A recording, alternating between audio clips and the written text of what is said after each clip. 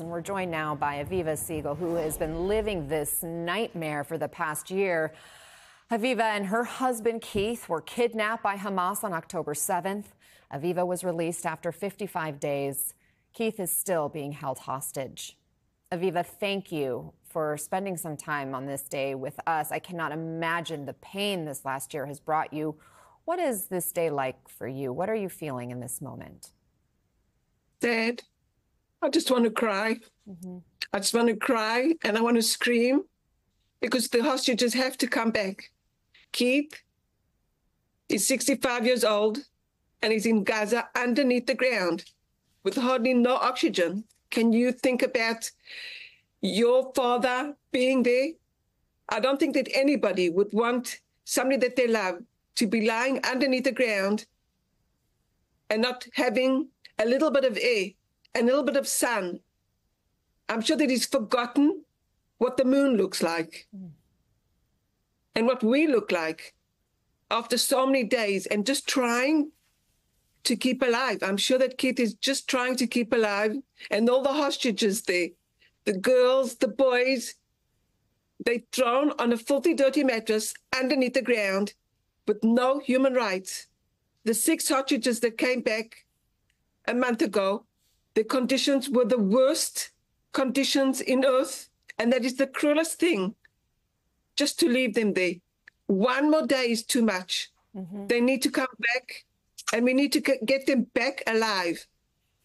What do you want people to know, Aviva, about what you and your family have been going through? I want to tell you that we're all screaming and fighting for all the hostages to come back. And my daughters are finished. They just want to cry all the time. My grandchildren just want to cry. When anybody says anything about Keith, we all cry. And we've all had enough thinking about Keith underneath the ground. We don't know if he's alone. We don't know anything about his conditions. And I want to tell you that while I was in Gaza and they interviewed me, the Hamas terrorists, and I said to Keith that I think that I'm going to cry while I tell my story. And when they videoed Keith in April, Keith was crying. He was crying. And my family saw him crying, and my kids saw him crying and begging. And that is the cruelest thing in earth, because we know their conditions, because I was there. And all I did was try to survive. And there were so many minutes that I just wanted to die. I just hope that Keith and the hostages are strong enough to keep themselves alive. We do too. What do you remember about the last time you saw each other? The last time that You and Keith, the last time you and Keith saw each other, what do you remember about that? I remember that minute that I said goodbye to Keith, and he was the saddest person in earth, and I was the saddest person in earth. But I did say to Keith, you be strong for me, and I'll be strong for you. And I just hope that that's keeping him going. But Keith was sad, and I was sad. We didn't even know if we'll ever see each other again.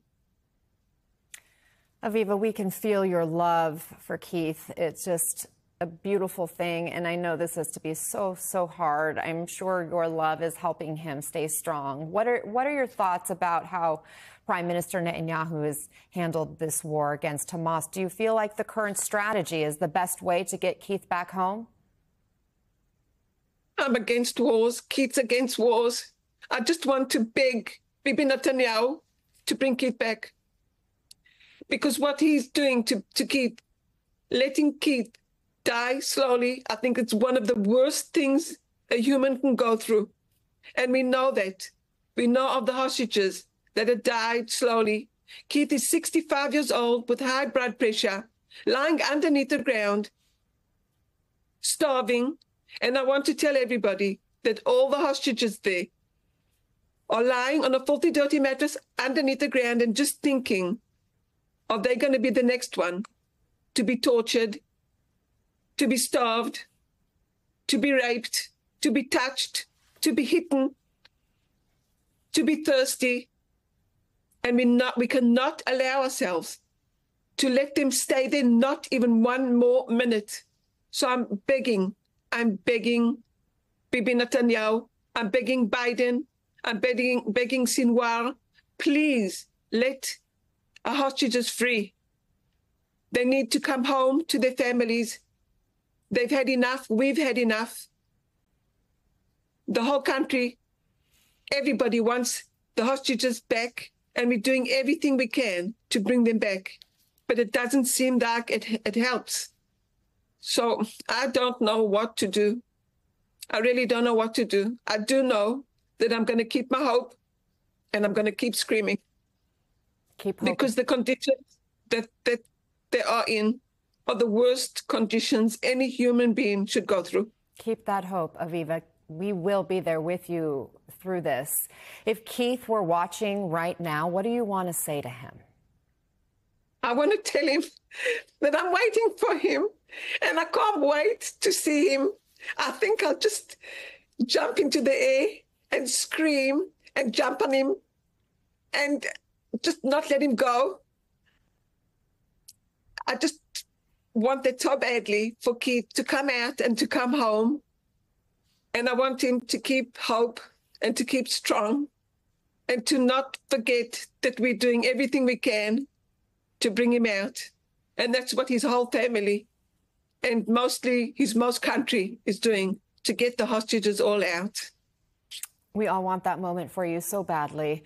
Aviva Siegel, thank you for joining us. Stay strong. You are so strong, so courageous. And again, we are with you.